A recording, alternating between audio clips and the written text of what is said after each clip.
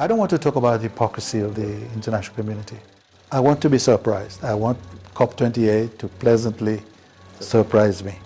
But there are always excuses why it cannot happen or cannot happen as fast. But the degradation of the environment, climate change, the impact on our environment on our countries is going to do it forever. I look at the problem in Ukraine. Yeah, you can see on the two cases we can look at the millions that are being pumped into Ukraine. It's so different in the Middle East now. Yeah.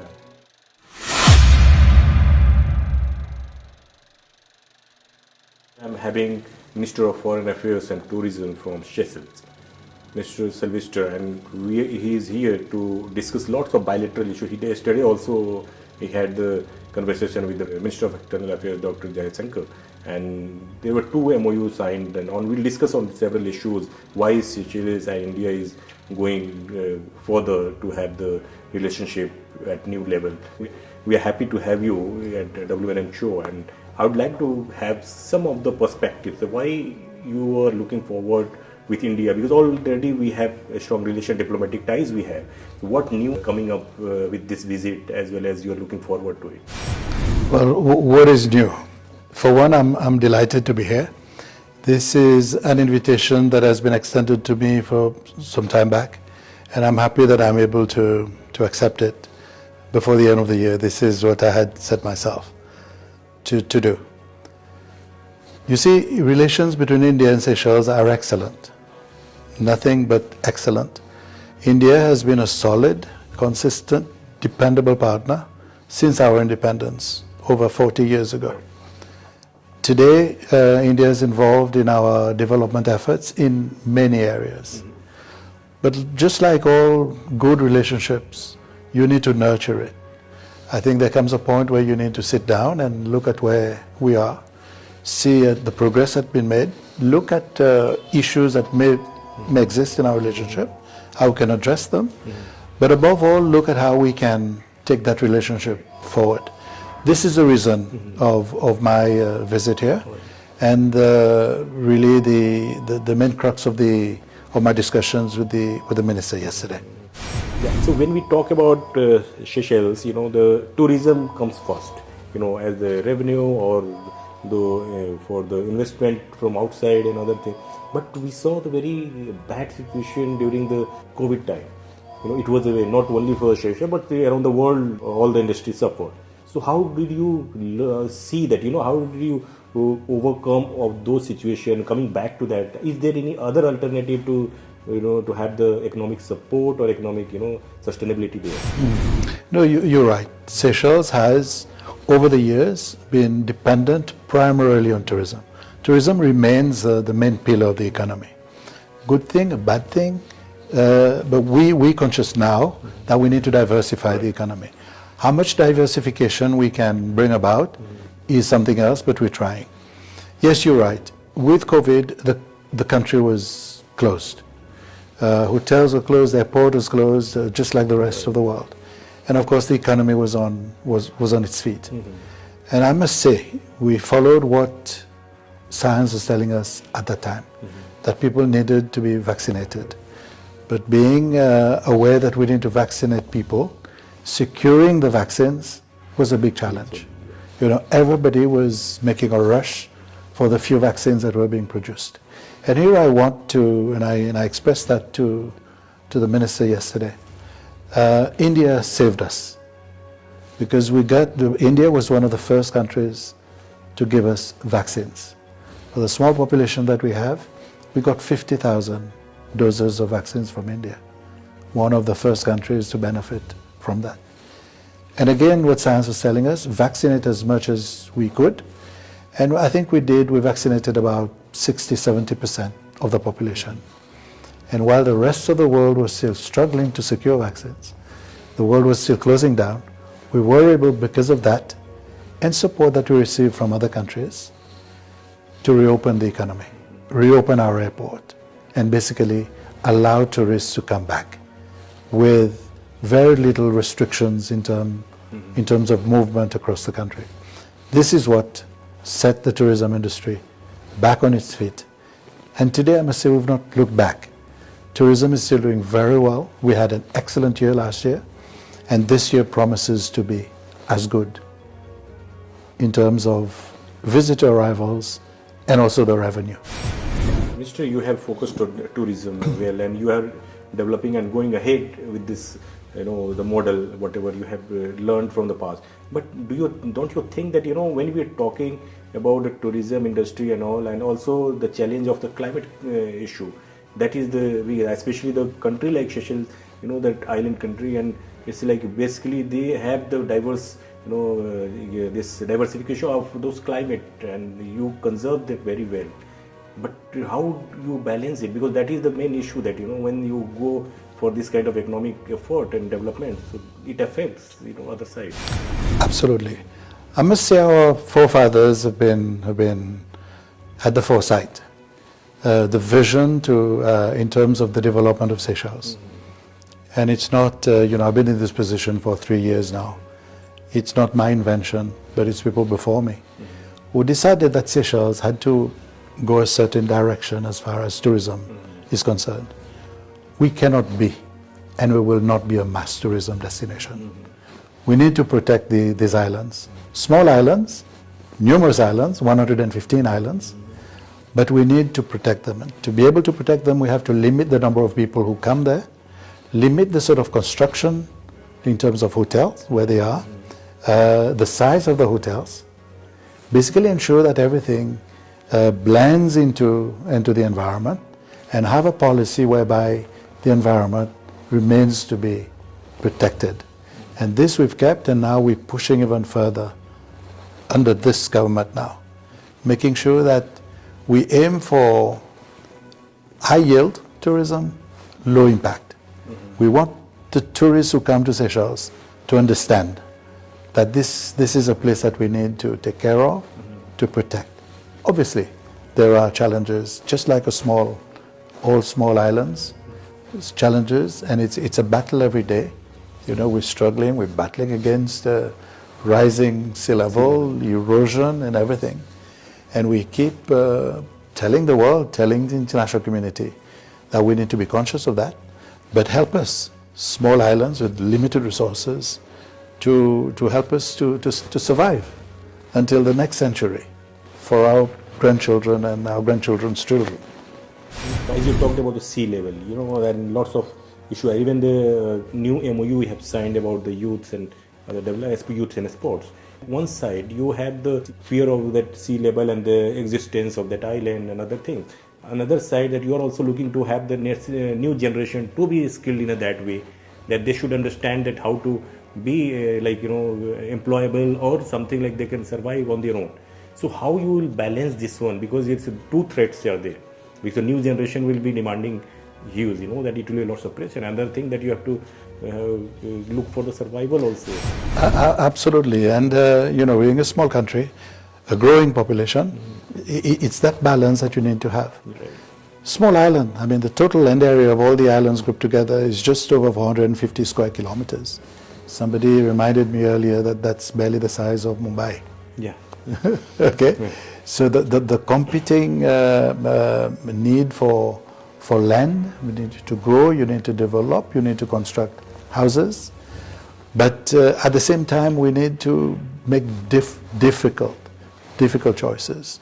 Today, as I speak to you, about 50% of our land territory is protected.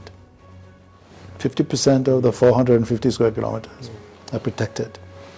We have a vast expanse of ocean, 1.3, 1.5 million square kilometers. A third of that, we have decided that they will be protected as well. So small country that we are, even conscious of the demand, we say, okay, we need to be responsible, we need to do our share. And that is why my disappointment with the international community, I don't believe that this is understood, properly understood, it's properly appreciated. The effort, the sacrifice that is involved. Mm-hmm. Not only for our population, but it's for humanity as well. When you tell about disappointment, after G20, don't you think that there is some improvement because Africa Union has become a member? So there will be some say that, at least something that they can consider? You see, the G20, and here I want to congratulate India, for the leadership of that grouping, and for facilitating the entry as a member of Africa, something that has been talked about, for years. Finally, India had it done this time. We appreciate that. There's no doubt, through the leadership of India, more consciousness of the issues, of the challenges of the global south, developing countries, the developing world. But similarly with the various COPs that have happened, and now soon we're going to be in Dubai for COP28. What I would say is this, you cannot help but being pessimistic at times. There are a lot of speeches, a lot of beautiful speeches made, a lot of commitments made that do not amount to much at the end of the day. So my pessimism is in that we will continue to have beautiful declarations, beautiful speeches. At the end of the day, we look at where we are. We talk about the loss and damage fund as an example. Principle is great. So you are still pessimist about the COP28 in Dubai? Look, I remain pessimistic, you see, but it's based on previous COPs. I want to be surprised. I want COP28 to pleasantly surprise me. Because when I look at everything that is going on, you hear the international community saying that they need to find the resources, the funding and so on to do this and that. But there are always excuses why it cannot happen or cannot happen as fast. But the degradation of the environment, climate change, the impact on our environment on our countries is going to do it forever. But at the same time, what do you see? Is that when there are issues on that matter to certain countries, overnight they do see the funds. Right. I look at the problem in Ukraine. Yeah, you just see on the two cases we can look at the millions that are being pumped into Ukraine. It's so different to the Middle East now. Yeah. So all the funds that could not be found, suddenly, you see what I meant. I don't want to talk about the hypocrisy of the international community, but you understand my pessimism. Definitely. But now we are coming back to Indian perspective, that you had a meeting, very good meeting with the minister. So how do you see the 2 MOU has been signed? How do you see that we can have that mutual benefits by going forward? India, as I said, has been a dependable, solid partner over the years. I do not see that changing. India, in terms of our bilateral relations, is one of the countries that is involved in so many things. The cooperation with Seychelles is multifaceted. I think India is almost in every sector of the economy of Seychelles, but primarily on defense. Seychelles is a vast expanse of the marine, of the EEZ, expanse of ocean that it has. With all the challenges now, illicit drugs, drug trafficking, arms trafficking, illegal fishing, all these we cannot on our own police not even our exclusive economic zone, let alone the rest of the ocean. So in this, India has been supporting us, the patrolling, and also in collaboration with our own Coast Guard. India is also involved with us in training of our own people, military people and so on, where they have experts on the island. That will continue. But India is also involved in other projects. And one of the agreements I signed yesterday was to do with small impact projects. Little things by this, compared to the size of India. But for the community concerned is big things. Specific projects that touch directly the community. Be they an access road, a secondary road, be they a bridge, be they a wall for a school. These are projects that impact directly on the community. And when people look at it, they see India. You see, you could build a massive building. People would look at it, yet it is beautiful. But they would be right to ask, what's in it for me? It's a government building, yeah. Whereas for these projects in the community, they see, yes, this is India that has built that for us. And it's good for the image of India. Yeah. And I also like that. And I'm glad that with the minister and myself, we are on the same page there. So that program will continue. I'm glad that I've got that assurance. But also look at other areas where India could come in and support. And we've talked about social housing as another area where India could help. You know, IT. India is very advanced in that. We could look at the support that they can. India supports us in training under the iTech program, training our people. So it's a multifaceted cooperation that we have, and we're grateful, very grateful for that. Before I conclude this discussion, I'd like to have your opinion and also suggestion to the investors, those who are interested in Seychelles, and those who are looking forward to understand more and more that why Seychelles, what are the things that, they can get in Seychelles where they can't get in other countries. I don't know about what not getting it in other countries. I can tell you about Seychelles. Yeah. For one, I would invite them to come. I invite you to come and see these islands, these beautiful islands. We're peaceful, okay? Very peaceful. We modern country, modern communication in every respect. So a very competent workforce that we have. So Seychelles is there, depending on the business, obviously. We're not into mass production of somebody coming in to set up a huge factory. We will lack the manpower for that. But in specific areas, we can.